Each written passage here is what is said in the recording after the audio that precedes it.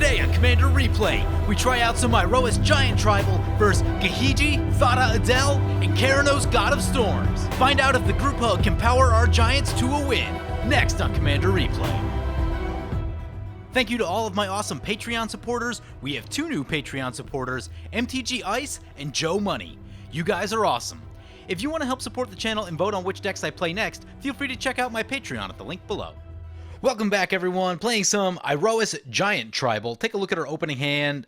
We've got 2 lands and some stuff. I've been thinking about this hand for a few minutes. I'm really not loving it. If we don't draw more lands off the top, then we're in real trouble, so I'm going to mulligan that. Oh, it's so much worse. Should have kept the last one. Ugh, mulligan again. That's better. Now we're going to be hoping for a wheel effect. There's a second red. Do we need a second red? We do need 1 land to get to the Solemn Simulacrum. I prefer it's a white, though. This Jareth is triple white. I'm going to put this one to the bottom. Hopefully we don't get punished in that. 37 land deck, so reasonable chance to find more lands quickly. Ooh, I just noticed that we're playing last in this one. Never like to go last, especially when you mulligan and look just a little bit behind. There's a Concord at Crossroads for the Gahiji. They did mention that they're playing Group Hug, so that'll be interesting. Hopefully they get a Rites of Flourishing would be a really big pickup for us. We do draw a Spine Rock Knoll off the top, so that does make me happy that we scried away that mountain to the bottom. Ooh, Sword of Feast and Famine or Palisade Giant. Both are cool. Feast and Famine is a really good card. I like Palisade Giant, but Feast and Famine, pretty insane. Sigiled Starfish. Opponent's going to scry 1, using that haste right away. So today I am joined by 3 Patreon supporters. First up, we have Chaotix2075 piloting Keranos God of Storms. Interesting. We've got a scry creature in play. Probably some manner of blue-red control, but we'll need to wait and see what they're up to. Next up, we have Z-Sauce playing Thada Adel Acquisitor. Kind of a nasty creature in that it'll steal all your mana rocks and can ramp pretty well that way. And then finally, we have Rogaku playing Gahiji Honored One, and they mentioned that they are playing Group Hug, so they'll be trying to incentivize people to attack other opponents. Being that we are Boros, we can always appreciate some incentive to attack other opponents, especially in the form of adding some power to our attacks. Opponent casts an Ethereum Sculptor and swings into us for 1. Thing I don't like is it doesn't look like we're going to have any protection against this Thada Adel unless we catch something really big off the top. We need to be like Mana Crypt exactly, I think. Also, probably a good call to put the sword under the Spine Rock just so they can't grab it out of our deck, but they can still get Sunforger, and that would be annoying. New Frontiers. Each player may search their library for up to X basic land cards, put them onto the battlefield tap, then each player who searched shuffles their library. Yeah, let's get some lands. We need white.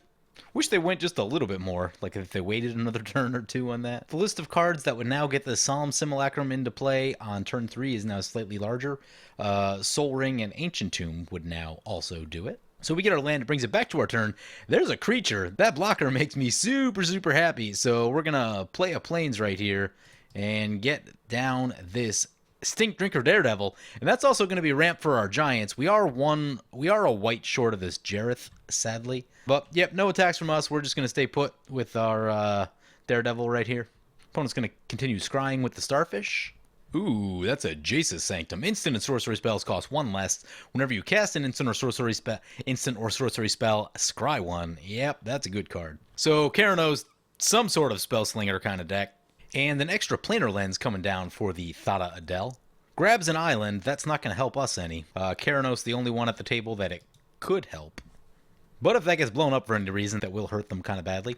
Thada Adel coming into play. It is a 2-2 with haste and island walk.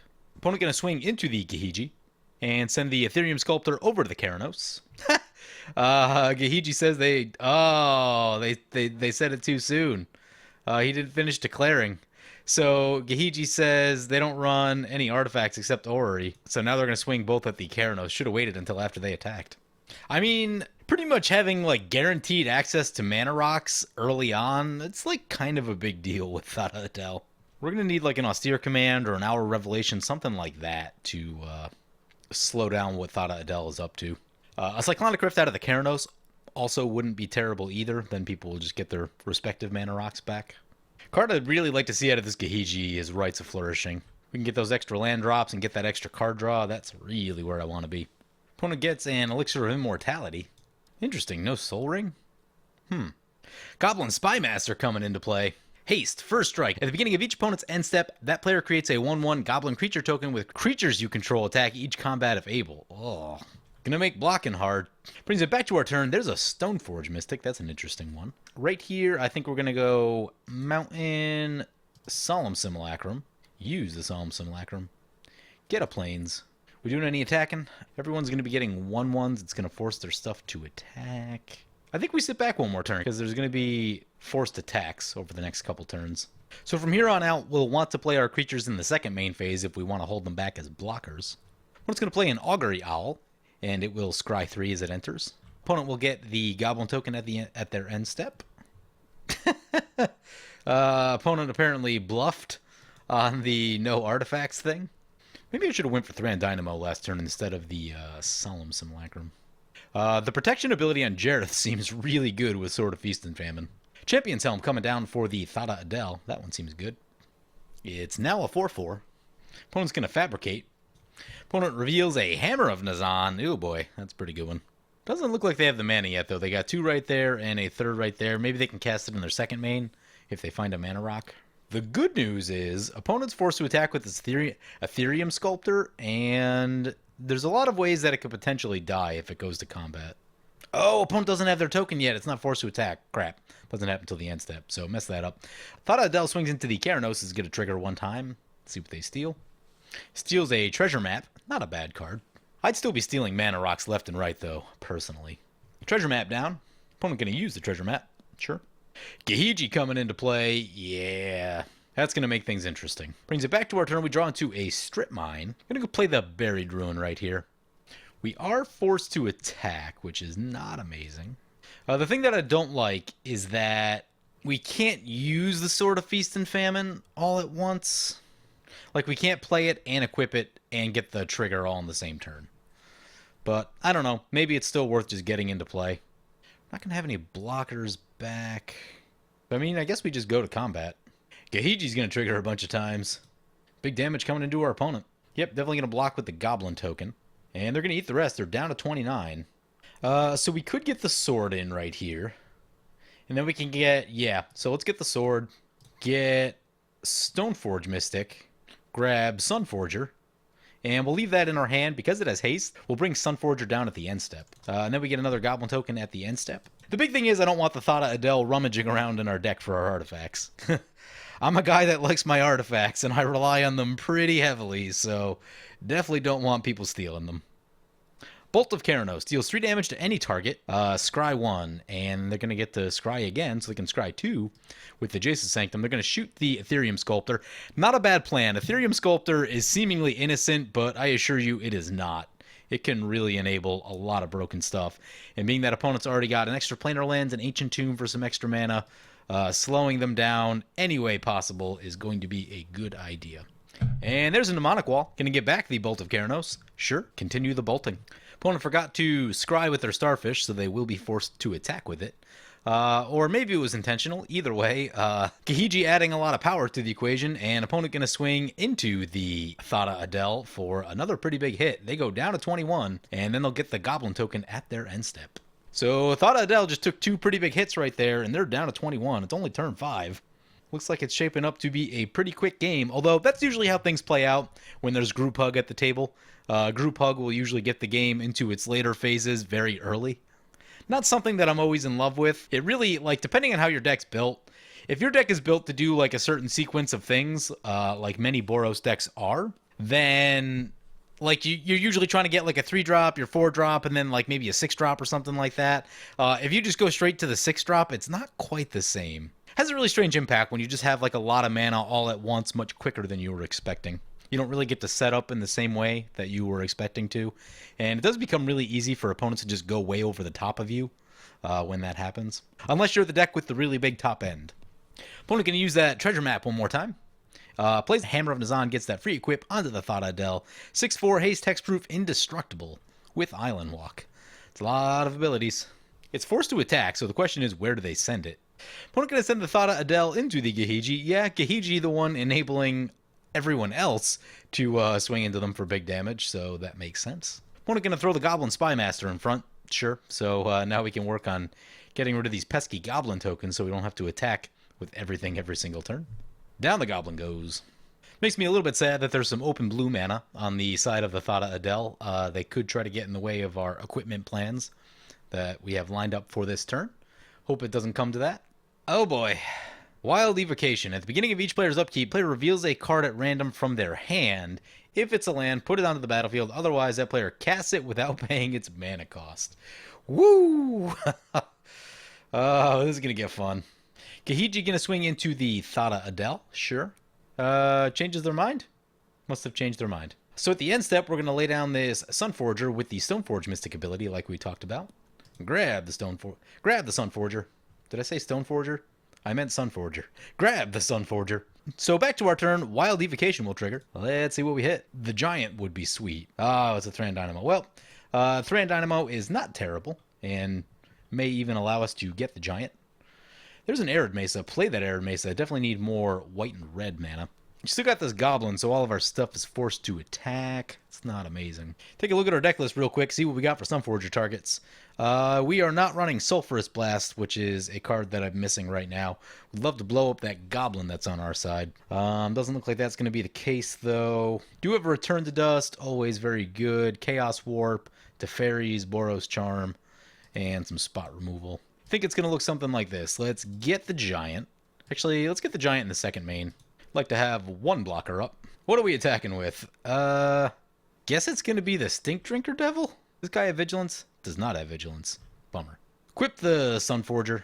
Equip the Feast and Famine. I think the Keranos player needs a little love. So send everything. Everything is huge. Oh, I should have did that better. Yeah, we're probably not going to get to untap our lands right here. Well, that's fine. We will just live with it. Yep. Gonna block the big one, and gonna block the Goblin tokens.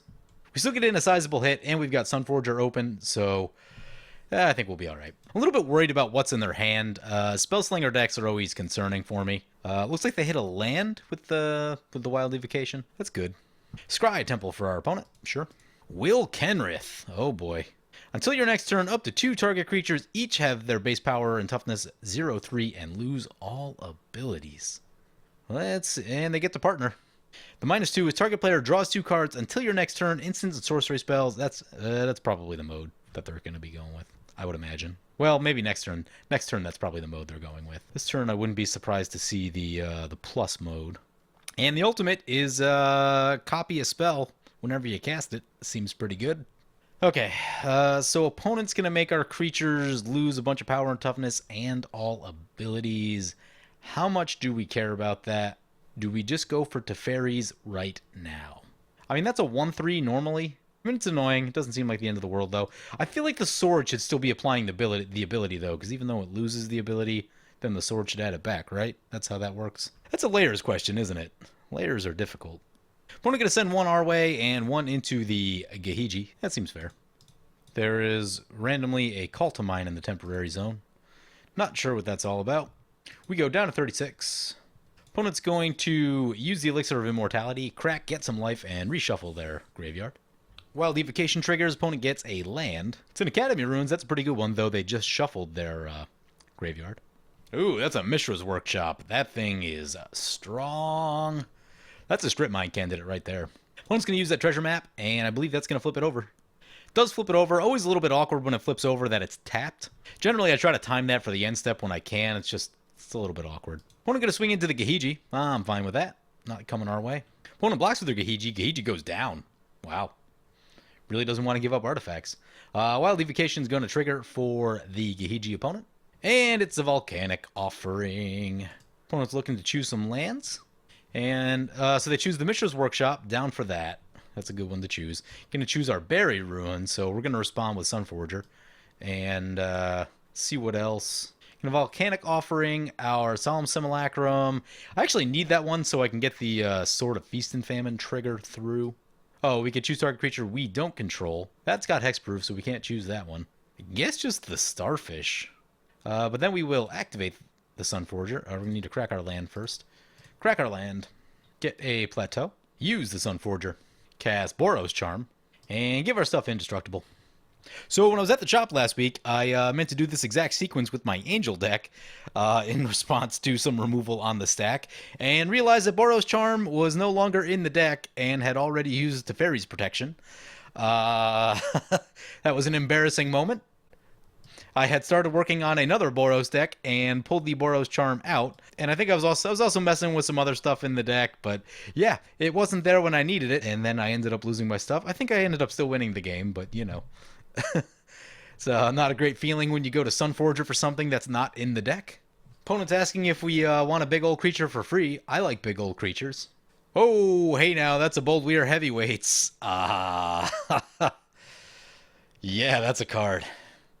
That is a card. So we get to search for the biggest creature in our deck. Let's find out what that is. Bloodfire Colossus is a creature. Aurelia is a creature. Magma Giant is a creature. Actually, like, very short on the number of giants right now. Hammerfist is a very interesting creature. It unfortunately kills itself, but with Iroas in play, as long as everything's attacking, then it's actually pretty cool. Stone Hero Giant is also cool. What do we have left to get with Stone Hero Giant? There's a Hammer of Nazan, Mask of Memory. We could use some card draw, honestly. Yeah, okay, Stone Hero Giant not doing it for me. Bloodfire Colossus is cool. Between Aurelia, Bloodfire Colossus, Borderland Behemoth is cool too. Just gets massive. Oh, where's the one? Hamletback Goliath? Maybe we go Hamletback Goliath. Or what does Sun Titan get? Sun Titan gets us just lands at the moment. Swath Cutter, okay. Inferno Titan is fun. Ooh, how many giants do we have? We have actually 0 giants. So Hamletback, I'm going to go for Hamletback. This is going to be a bunch of other creatures coming into play, and Hamletback will see them, and it will be huge. Aurelia is the choice that, like, you know, if I'm playing Absolute Cutthroat, that I probably go for, but Hamletback seems almost equally as effective and, you know, more on theme than everything else. What is that? Horizon Scholar. Enters the battlefield, Scry 2. Okay, there are worse things. Let's find out what the worst thing in Thada Adel's deck is. It's a Stormtide Leviathan. That's a pretty good one. Gonna get 2 Hamletback Goliath triggers. It will be huge. So we'll have to Sunforger to get rid of the Stormtide Leviathan so that we can attack. Use the ability. Hamletback Goliath, now an 18/18. Cannot attack, though. Makes me sad. Oh, I think the Call to Mind was hit off of the Wild Evocation, but there were no legal targets, I think is what happened. So now it's just stuck in the temporary zone. That makes sense. So that's going to bring it back to our turn. Wild Evocation trigger. I mean, obviously, I'm really hoping for the Giant right here. That looks much better than the land. Come on, Giant. Oh, it's the land. And it's an Ancient Tomb. Play the Ancient Tomb. Step 1 is get Sunforger equipped. Step 2 is use the Sunforger. Step 3 is get rid of the Stormtide Leviathan. Let's go for a Path to Exile right here. Opponent exile Stormtide Leviathan. Opponent will get a land. Step 4, cast Iroas. Oh, sadly, Iroas does not trigger the Hamletback Goliath. I thought that it would based on how the state-based effects would line up, but that was not to be the case. It does make me a little bit sad. We do need to move the sword on the Hamletback. And, yeah, that could have went better. Probably should have just played the Jareth. Gonna swing into the Keranos opponent and into the Will Kenrith. Opponent tries to block, but Iroas is in play. So, opponent gets hit by the sword. They go down to 7. Our lands will untap, and they have to discard a card. What we get rid of? We got rid of Brain in a Jar? Meh. Now seems like a good time to re-equip the Sunforger. If we play the Jareth, then we can't hold up the Sunforger. That makes me sad. 4, 5, 6. Yeah, we'll be 1 short. Jareth just going to continue to sit in our hand, but since we have no additional cards in hand, it will definitely come down for free next turn off of the Wild Evocation. Opponent's going to play Bolt of Keranos at our face. Fair enough. This still had no abilities at the end of our turn, so we would not have been able to get the Jareth down cheaply. Opponent going to do some scrying right here. Maybe we just Teferi's Protection right now before opponents, like, draw anything. I like that plan. Keep our life total high, and basically opponents won't be able to interact with us at sorcery speed at all. Feels like a plan to me. So, cast Teferi's Protection, and we are safe from just about everything for the time being. Opponent excited that they got our Teferis out of the way early. Opponent uses Call to Mind. Opponent uses the minus ability on Will Kenrith. Keranos gonna do some attacking. Still has the Spy Master token. Figured they would have blocked with that at some point. So that brings Thada Adel down to 20 and Gahiji down to 29. Keranos coming into play. Yep, it's in creature form, so it can block. It is only a single blocker, though, and as long as we have Iroas, that's no big deal to us. Wildification will trigger for the Thada Adel. It's a Mycosynth Lattice. Oh, boy. That's a little bit scary, actually, because now a Vandal Blast is like a really big problem. Though, luckily for us, there shouldn't be a way to blow up all the artifacts at instant speed that I'm aware of, or at least that's like commonly run. Unless Gahiji has something really off the wall, then... Actually, you know what, though? Blue has a bunch of those, like, bounce all the artifact kind of cards. That could be a little bit scary. Opponent's gonna crack an Inventor's Fair. Let's see what they find. My memory is telling me that there's another combo with Mycosynth Lattice. I think it's just Darksteel Forge, in which all your stuff's indestructible, but I can't remember if there are other combos with Mycosynth Lattice beyond that in Mono Blue. If they exist, we're probably about to find them. Silent Arbiter's a card. See if opponent plays it. Here comes a Scourge of Fleets. Yep, our stuff's not in play. So it enters the battlefield. A bunch of things get bounced. I think opponent's thinking about the attack of what happens when we come back into play. No attacks from the Thada Adel. Oh, I see. Okay, I got it. Mycosynth Lattice. All permanents are artifacts. All cards that aren't on the battlefield, spells, and permanents are colorless. And what's the last part? No, actually, okay. So you can't just grab, as far as I understand it, you can't just grab any card out of a library with Thada Adel and Mycosynth Lattice, but Charging Cinderhorn coming down. It's a 4-2 with haste, and at the beginning of each player's end step, if no creatures attack this turn, put a Fury counter on Charging Cinderhorn. Then it deals damage equal to the number of counters to that player. Gahiji coming back to play, sure. Gahiji should help out our cause significantly. Charging Cinderhorn gonna swing into the Keranos opponent. Okay. Keranos down to 1, brings it back to our turn. Our stuff phases in. Wild Evocation triggers. We finally get that Giant. Giant coming in. It's the Cat Giant. Meow. That'll trigger the Hamlet back Goliath. We draw a Signet. Meh. Let's equip the Sunforger. What are we putting it on? Probably the Cat. Seems like a pretty good place. This thing have Trample? It does not have Trample. So I guess we're going to put it on the Cat. Use the Sunforger. Oh! We can't use Sunforger. Everything's colorless.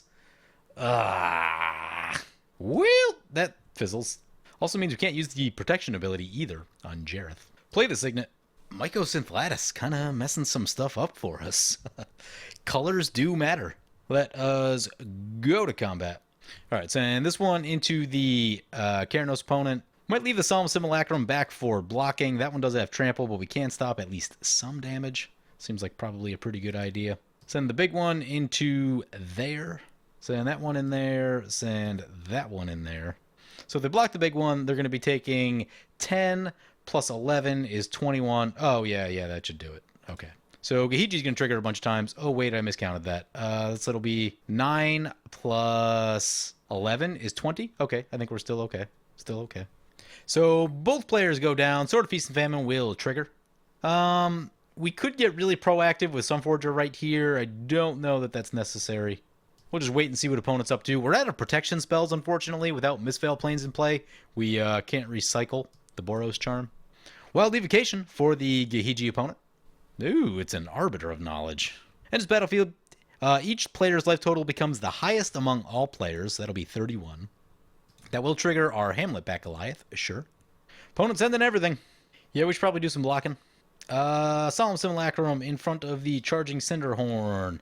Stoneforge Mystic in front of the Arbiter, and block like that will Sunforger the heavyweights. So Sunforger get... Don't really want to give an opponent any life, so we'll go Chaos Warp. Chaos Warp on the heavyweights. Ooh, opponent gets a Seedborn Muse. Gross. That does trigger the Hamlet back Goliath, gets a little bit bigger. Luckily, opponent only has one card in hand. So we block the damage. Solemn Simulacrum goes down. We draw a card. Let's see what it is. It's a Plains. I'm actually going to use the Buried Ruin on the Solemn Simulacrum. Unless opponent's got removal. Otherwise. Dual Nature. Whenever a non-token creature enters the battlefield, its controller creates a token that's a copy of that creature. When a non-token creature leaves the battlefield, exile all tokens. Ooh, spicy. So, Solemn Simulacrum, definitely worth getting with the Buried Ruin now. Opponent's end step, use the Buried Ruin, get the Solemn Simulacrum. Brings it back to our turn. Wild Evocation will trigger. Come on, Solemn. Yeah, we hit the Solemn Simulacrum. Nice. So Solemn Simulacrum will come in. That will trigger the Dual Nature. That will trigger the Hamletback Goliath. And that will trigger the Solemn Simulacrum to go find a land. So Dual Nature triggers. We get 2 more triggers, Hamletback and Solemn. Get a Plains.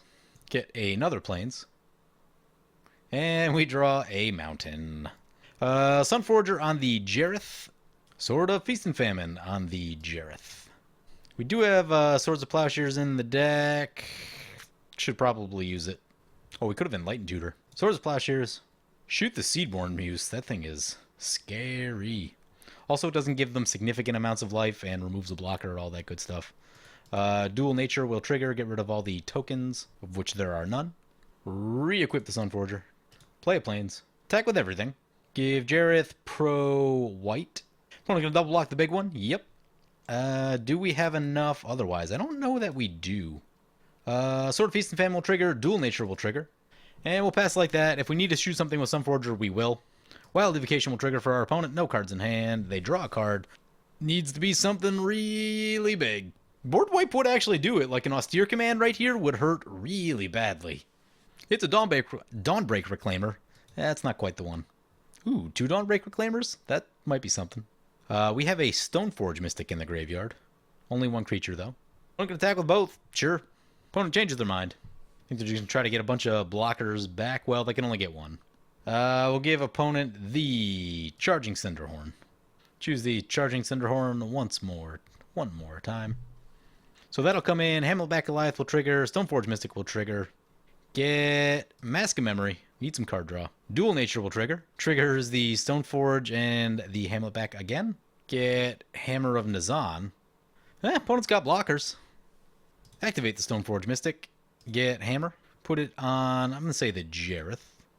Just because we can. Hamming it up a little bit, but we'll end step this Mask of Memory just because there's a bunch of things that never usually happen on the board. We'll put that on the Solemn Simulacrum. Brings it back to our turn. Wild Evocation will trigger. Only the land in our hand. The land comes into play. We draw a land. Play the land. Go to combat. Swing with everything. Down our opponent goes, and the game just made a swift exit for us. That was kind of weird. So Iroas Giant Tribal. Now, one thing to consider is that our opponents played almost no removal in that game. The only real removal that we saw was that Volcanic Offering, which we Boros Charmed out. Right there, we dodged all the removal, and when you do that, I mean, it almost doesn't matter what you're playing. Like, if you just dodge every single piece of removal, like, you can just kind of do what you're doing, and life is good. So that kind of worked out for us right here. Obviously, Gahiji helps Boros decks a lot. Boros decks want to be attacking. Gahiji gives you more power, gives you incentive to attack places, really helps you close out the game much faster. So I would just call that game like an easy matchup in the sense of very little removal, and Gahiji helps what we were doing. As far as the deck itself, I didn't see as many giants as I was hoping. We kind of needed like a wheel effect, look at a couple extra cards somewhere along the way. Ultimately, I played this deck probably 5-6 times now, and it's just not as good as Angel Tribal. Angel Tribal is really cohesive. A lot of the Angels care about reanimating. The Giants are a little bit more scattered in their abilities, though the one theme that kind of emerges is doing damage to each creature, so there are a handful of them that act as board wipes, but it's usually for smaller amounts of damage, so it'll clear out a lot of tokens, a lot of small ability creatures, a lot of chump blocking type stuff, but it doesn't get rid of the big stuff in play. So there's definitely some room to explore around in that space, but ultimately I feel like this deck is just trying to do a few too many things. Like, it's trying to be just a good Boros deck. So we saw a lot of just good value creatures doing some lifting for us in that game. We saw a Sunforger doing its usual bit, which obviously a very, very good card. So we didn't get to see the Giants shine quite as much as I would have liked, although Hamletback Goliath did supply large amounts of damage. It's probably one of the best Giants. But yeah, so like one of the things that I want more of in the deck that's not quite there, and this is one of the problems I have with tribal decks, is that because we're trying to get so many giants into the deck to make it feel like a giant tribal deck, that means you do have to sacrifice in certain places. I would prefer to have more of these instant speed red board wipes, because they're really good with Iroas.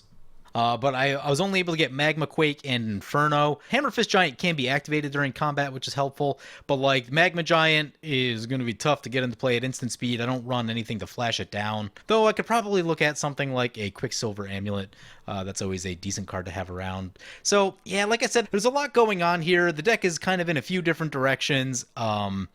It's not quite as focused as Angel Tribal. It doesn't have the flying. Flying is a really big deal in Commander. So the Giants do have to punch through on the ground. A lot of them don't have trample on their own. Randomly click the one that does right there. Iroas helps a little bit, but still, if someone has 2 tokens out, Hamletback Goliath's getting chumped all day. So yeah, it needs a little bit of work. And in my estimation, it's probably just not as good as Angel Tribal will be. Even if you do the full Smothering Tide, Wheels plan, and you get like a super crazy start, it just seems a little bit less powerful than Angels on a number of fronts. So anyway, that's my take on Iroas Giant Tribal. I hope you guys enjoyed this video. As always, feel free to comment, like, or subscribe. Thank you for watching.